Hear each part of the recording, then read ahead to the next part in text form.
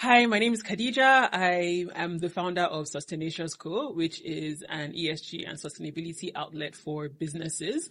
My aim with that is to help businesses in Nigeria and beyond understand sustainability, ESG.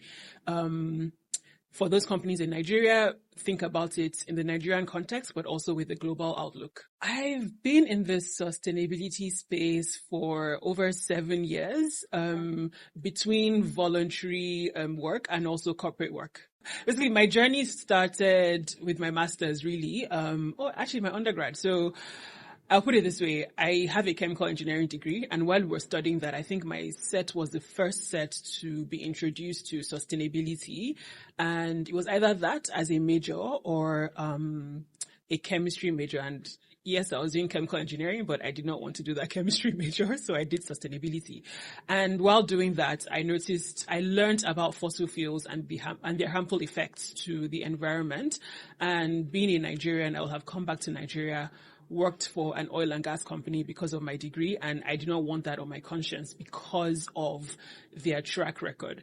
So I started to pursue sustainability further. I did a master's in it, and I started working in the space. But while doing my master's, I volunteered for a climate change NGO. After my master's, I did internships for different organizations, and then after that, I moved into the corporate space.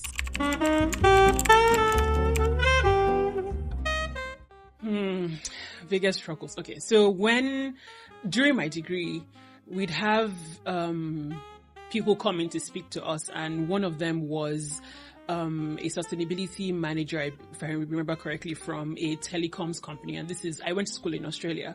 So she came in, she spoke to us, and one of the questions that we asked her was how big her team was. And basically, I think it's a big telecoms company, but it was maybe like there were a handful of people in the sustainability team.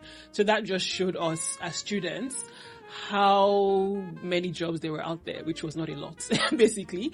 So at the time that we're studying, there's maybe in my cohort, maybe 200 or more people studying that degree, but we were all going to be fighting for the same jobs when we graduated. So that was a big problem. There not being enough jobs for the number of graduates. And that's just from one university, by the way. But thankfully, after I left, this changed. And in Australia, the space is growing. In fact, in 2023, there was a lot of jobs on sustainability, like on LinkedIn or other job search sites. That has sort of reduced, I guess, with the economy and things like that. But the space is growing regardless because people are coming to understand more the importance of sustainability, ESG, and, all the links to climate change.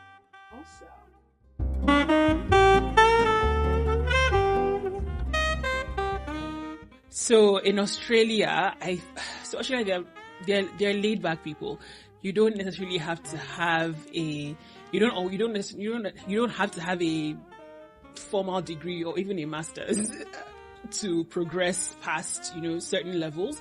In Nigeria, we're very focused on education, which is fair because, we're a developing country. Education is very important to at least get us past certain hurdles. But for Australia, they've sort of gone past that, and it's more about your skills, what you can actually offer in the workplace, and not so much on your education, if that makes sense. I will caveat that by saying in the sustainability space, there's some technical knowledge that you need. So me doing a master's in that was helpful to getting a job, but that's not always the case in other areas. So that emphasis on a degree is sort of different in Australia and Nigeria. One thing that I've also noticed in Nigeria is we love to amass a lot of certificates. I've been told countless times that, you need to do this and do that. I'm just like, why? Like, I have the knowledge. I know what to do. I don't need to get all these certificates that I'm not even going to put to practice anyway. The other thing as well is Nigeria being a developing country, our needs are different. So I've seen that there's a lot of work in the EIA space, so environmental impact assessments, and that's because one, we're a developing country. There's a lot of projects being developed, so there's a lot of emphasis on the sustainable development of those projects. In Australia, probably not as much. If I think about sustainability and climate change and the way the world is trying to go, there's been an emphasis worldwide on reducing the use of fossil fuels. But being a developing country, we still need, at least as a transition, we would likely still need to use oil and gas and coal and everything for energy needs. However, it's good to see that our leaders are recognizing that we can use cleaner fuels. Since I've been here as well, I've noticed a lot of climate change related industries like recycling. There's a lot of renewables, especially in the solar space, that's growing as well. So that for me is an indication of where the country is going.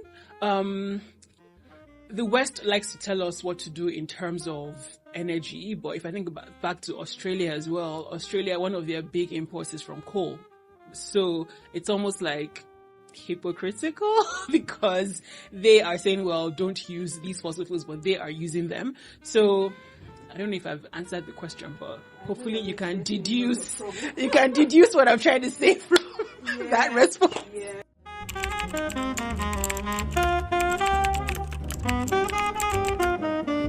Oh yes, I do. So my first big girl job was at a bank called National Australia Bank. So like there's big four consulting companies, there's big four banks. There is a big four bank cohort in Australia as well, and National Australia Bank, or NAB, was one of those. So I got a job in the ESG risk management team, and like I'm picturing my interview at the moment, and I mean, prior to that, and this probably links to our discussion today. So I'd applied for the job prior to me getting this interview, like a year prior, and I didn't get it. And I don't know why. I probably didn't present myself the way that I should have, even though I'd done internships that were relevant to the role. So the next year I went before we were called on to apply for the job, they had a preliminary session, an information session for the jobs that were being advertised. So I had a chat with the hiring manager at that session, and I told her like what I'd done, my internships, and she was like, oh, and I told her that, I applied last year and I didn't get it. And she was like, what do you mean you didn't get it? I was like, oh. Anyway, that made me happy because it showed that I was doing the right thing. So anyway, I applied again, got to the interview stage, prepared very, very well. And that preparation came through during my interview as well, because I was able to speak clearly, speak easily to my experiences, and carry the interviewers along. Anyway, long story short, I got the job. I was very happy. I was earning my salary, prior to that was nothing. when I got that job, it was quite a lot. And yeah, I mean, if anything, that was easily one of my best jobs ever. So yeah, it was a great experience, and I'm happy I got exposed into sustainability with that role first.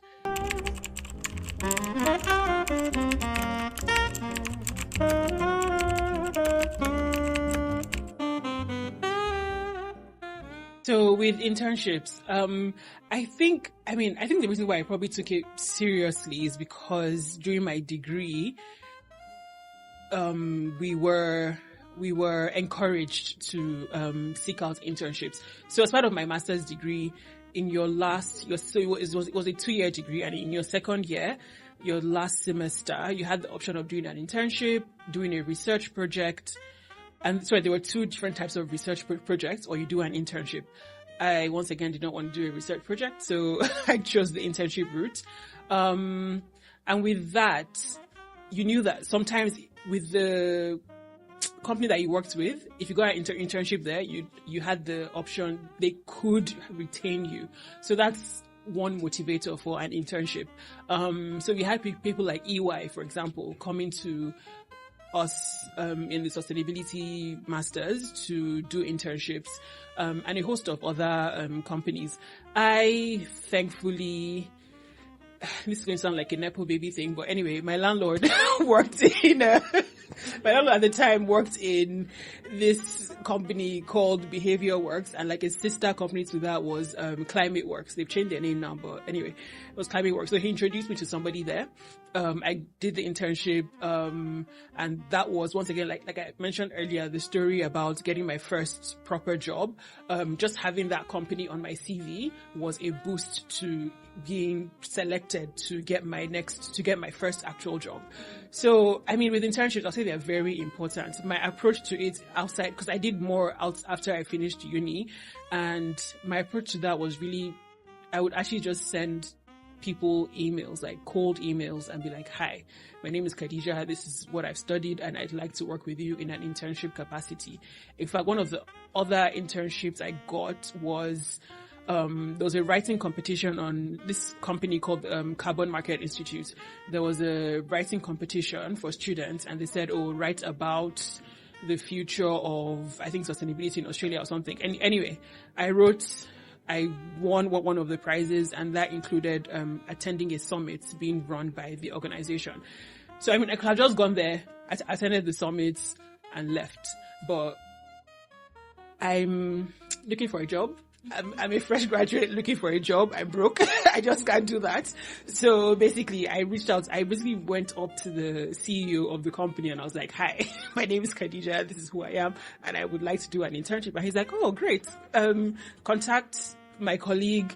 That's how I got the second internship, and it was paid as well. So, that was great for my career. So, I mean, my approach, and I think this will work for everybody, is approach people. Like, don't be afraid to cold email people. Call respectfully, send an email, send a LinkedIn message, connect with people, ask them for what you want. The worst case is that they'll say no.